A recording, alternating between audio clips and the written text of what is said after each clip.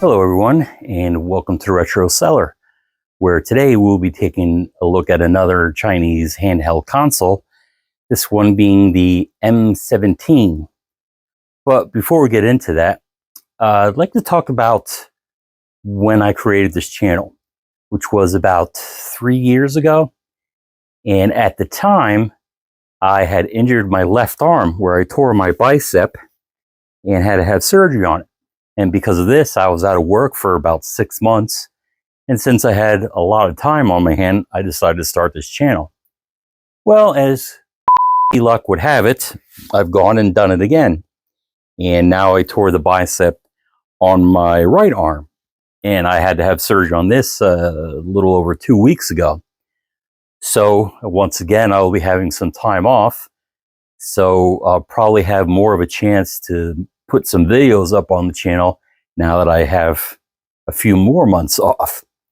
So that being said, let's take a look at what we get as spec-wise with this console. It's running an operating system, which is the Emulec 4.3. Its CPU is a quad-core Cortex A7 clocked in at about 1.2 gigahertz. Its memory is a DDR 256 megabytes. Its SD card storage can go up to 128 gigabytes. The display is a 4.3-inch LCD screen. The box says that it's an IPS screen, but the box lies because it's not IPS. And the box also says that it has a 2000 milliamp battery on it, but that is also a lie. And it's actually running a 1500 milliamp battery, which will get you 1 to 2 hours on it. You'll see as we're taking a look at it. I'm sure the battery bar will go down pretty quickly while we're taking a peek at it. It has about 25 emulators on it. It really does have a bunch of stuff. I won't mention them all here, but what it does have of note is the NES, SNES, Game Boy Color, Game Boy Advance, Mega Drive, PC Engine, which I like that. It has all the 3 major Ataris, that being the 2600, 5200, and 7800. It has arcade and MAME. And on the higher end, it's running PlayStation 1, the N64, and the PlayStation Portable. There's a little bit of disappointment on that end, which we'll see when we play a couple games on it. As far as cost, you can get it for $31.60 on AliExpress. That one is the 64 gigabyte variety, which has about 10,000 games on it. However, I splurged a little bit, and for $37.60, I got 128 gigabyte card on this thing. The 64 gigabyte has about 10,000 games on it. This has about 30,000 games on it. Some of it's a ROM dump, but nevertheless, there's a lot of games on it. So why you would get the 64 gigabyte version when for only $6 more, you can get 30,000 games with a 128 gigabyte card. So without further ado, we will take a look at what comes in the box, and we'll play a few games on it, focusing mostly about the higher end stuff. We'll look at the 8 and 16-bit stuff, which will obviously run well on it. And we'll take a look around and see if this is something that you want to add to your handheld collection. So here is the box for the M17. It's actually a pretty decent box, decent quality, if that is important to you. And it doesn't really have a branding to it. Now, this image here, we've seen on some of the other devices. I think there was a TV box console that I looked at and a couple other things. It's not really a brand. So anybody could slap their name on this and say that it's theirs. There's no copyright or trademark or anything on it. But let's look around. Nothing special there. And on the back, you will see some of the specs that I already mentioned, including the lies, right here, IPS screen, lie, and 2000 milliamp battery, a lie. But other than that, there's really nothing of note on the box. So let's open it up. This would be the console itself. This is the crappy little manual that comes with it. It is in both English and Chinese. And it just has the very basic functions you can do on it. Basically what the buttons do and pretty much nothing else. So you won't get much use out of this thing. Not that it really matters. It's not that difficult to figure it out. And you have the USB Type-C cable for this. And like most of these handhelds, it doesn't come with a brick, so you'll have to use your own. And let us look at the console. We'll take it out. And there you have it. Let's take off the screen protector. Great. Well, now we got to fiddle around with this thing. All right, so after digging at it with my fingernails, finally loosened it up. So let's get that off. Can't not do that. It's so satisfying. So let's take a look at the build quality of it. And although it doesn't feel like it's a premium console, it doesn't feel cheap either. So there's a little bit of weight to it. And the plastic is actually really good on it. It's not glossy plastic or slippery, so you won't fingerprint the whole thing up. And the buttons, your ABXY buttons, they feel pretty good. They're not ridiculously clicky, and they're easy to press.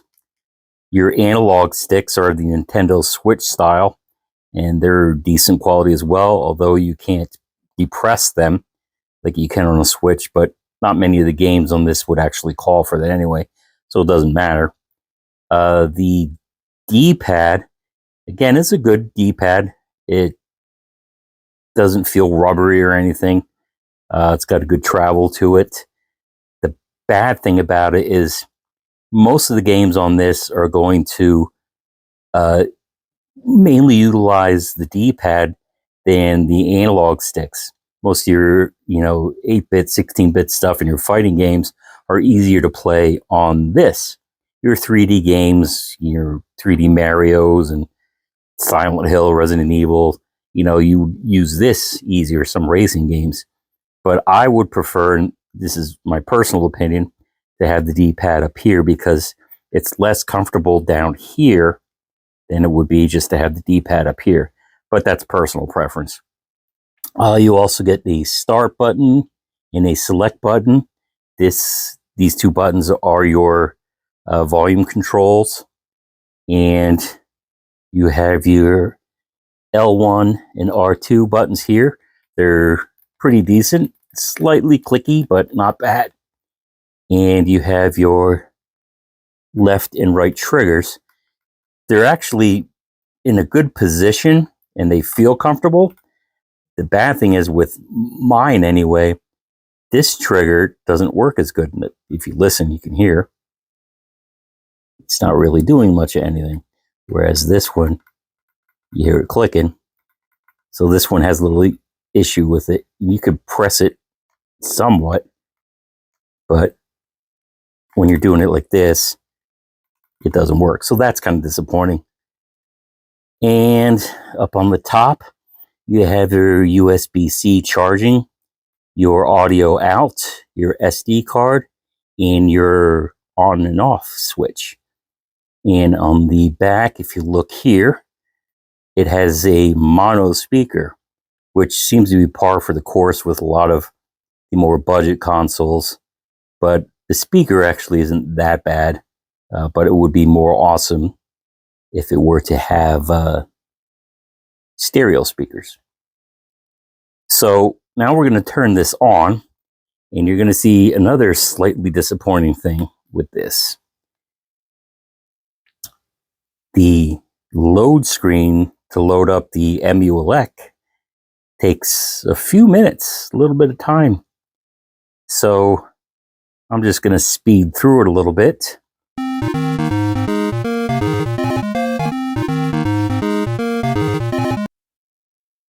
So after about 2 minutes, we get to the main menu, and the first thing that loads up when you open it up is the PSP with 302 games. 90-some% of them don't play, but it seems important to them that there are at least games on it. So let's scroll through real quick to see some of the other systems that it has. Has arcade with 603 games, Final Burn Neo with 19 games. We have main games, only 13 of these for some reason. Atari 2600 with 559 games. Atari 5200 with 65 games. Atari 7800 with 81. I guess we don't really need to look at the total games in it anyway.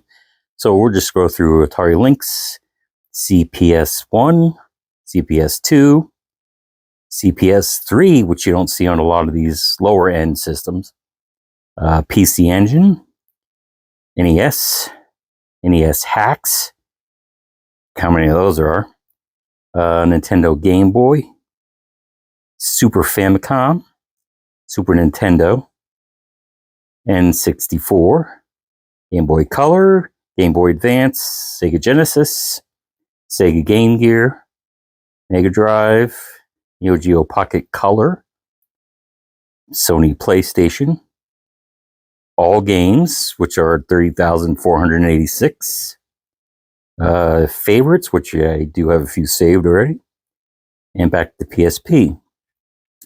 So let's look at your main menu. There is a little disappointment with this. Now it's running EmuElec, which normally is customizable. However, when you look at the menu for here, here's your backlight settings, so you can change brightness, system settings, and restore default settings. Now, the only things that you can do on the menu is look at the information and change the language. So that is a bit of an issue because you can't adjust the frame skipping on this or really any of the things that most of the EmuElec systems run. They're just not on here. You can't remap the buttons. You can't, like I said, do the frame skipping. None of that stuff to make it run better. So if there is a way to get N64 and PSP tweaked so that it plays much better, you can't do it on this. So for some reason, that's locked out. So hopefully the community out there via a firmware update will make that possible. But as it stands now, you can't do anything with it. At least I haven't found a way through any configuration of button pressing to bring up a menu other than this one. So to me, that's kind of a big deal. But if you were just a plug and play kind of person that you don't really like to tweak these systems and mess around with them, then it's okay. Just know that you won't be able to play the higher end stuff. So that's that menu. So let's play some of the games here. Let's start off with some of the arcade games. And here's where you will see a lot of duplicates on here. Like all these King of Fighters, like how many versions of 2002 do you need? And then there's more, 94, 95, 96. This is all King of Fighters, King of Fighting, Super Comics Hero, which I think is like maybe Marvel versus Capcom, I'm not sure. Look at all these Street Fighters. And that's not it. There's more Street Fighters. They're kind of like all over the place. And they're not in alphabetical order, at least on the arcade games. So that is a little disappointing. More Street Fighters. But, I mean, there's a decent amount of games. You can also hook this up to your computer via the SD card and tweak everything if you want. You can add games and you can delete games. So if all these Street Fighters and King of Fighting and all this other stuff is annoying to you, you can delete it.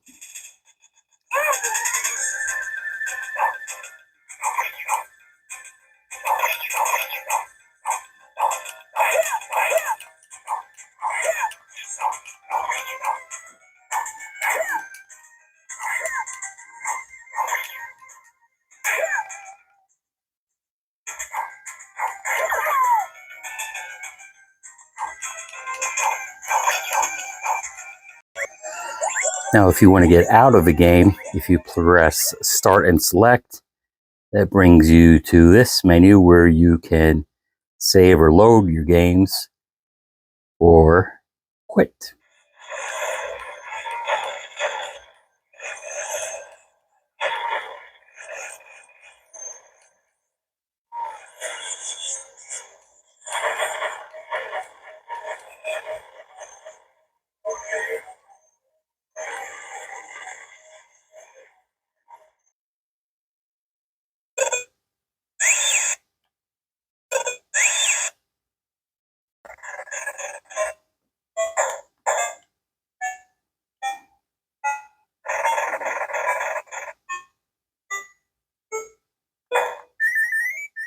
Here's another feature on this. If you hit the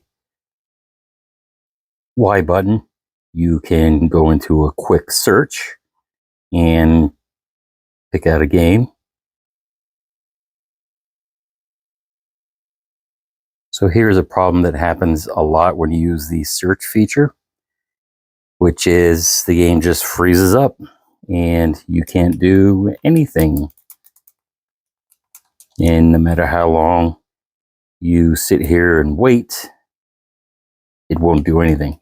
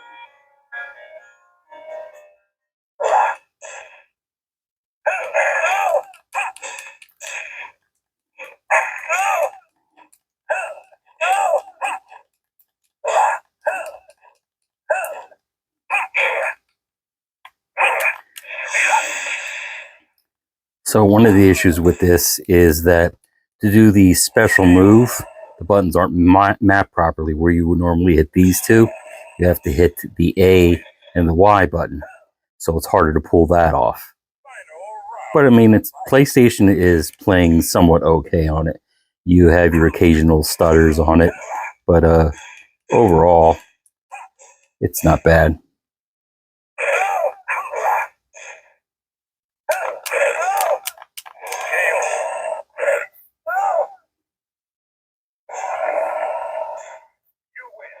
So now we will get to one of the hardest to run on this system, which is the N64. And you'll see the issues they have with almost every game on this.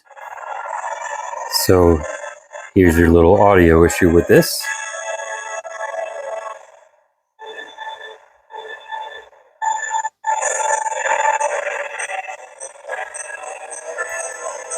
So you can tell it's skipping some frames here, but and the audio obviously is glitching a tad.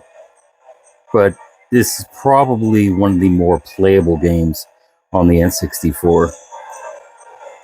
But if the audio issues aren't a problem for you, then you shouldn't really have a problem with this either.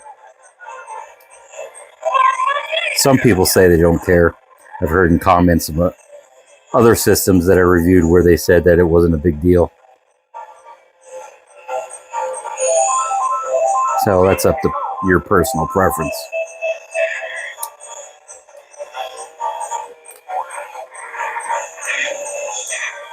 So we will close it out doing one more game for the Sony PSP to show you what a crappy job the emulation is on this thing. If you'll look up here at the top right of the screen, I've only been playing this for about 25 minutes or so. And as you can see, half of the battery is already used up. So that's why you're probably closer to 1 hour playing time on this. So that sucks. So this is obviously one of the more difficult games to run on the PSP. And listen to that.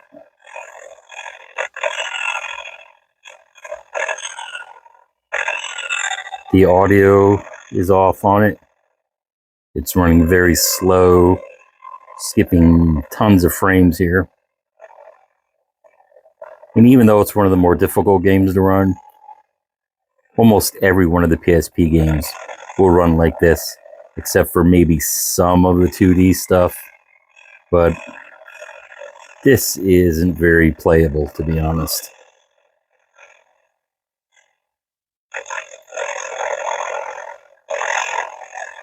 I mean, honestly, I didn't expect it to be bananas, you know, as far as being able to play it. But this isn't good at all.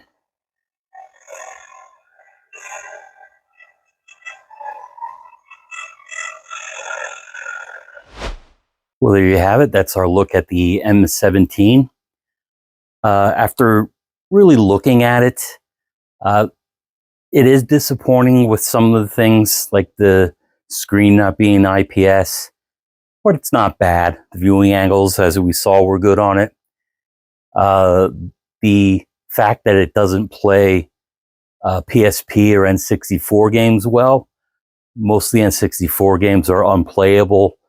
You'll find a game here or two that is playable, but then you have a lot of frame skipping and audio issues. So if that stuff doesn't bother you, then this would probably be a good handheld for you. You also have to consider that some of the more expensive systems out there have the same issues as this does at double or triple the cost. So when you see that you can get it for $37.60, I think there's a lot of value in it. It's got a great menu, good build quality, like we said, and it's comfortable in hand. So I think it was worth it for me, and I've actually been playing it a lot, and probably will pick this up a lot in the future and play it. You know, it's actually pretty good. So I would actually recommend it. It's a good system. So that's it. What else could we say about it? Please like, comment, and subscribe, and we'll see you in the next video. Ouch. Things I do for you guys.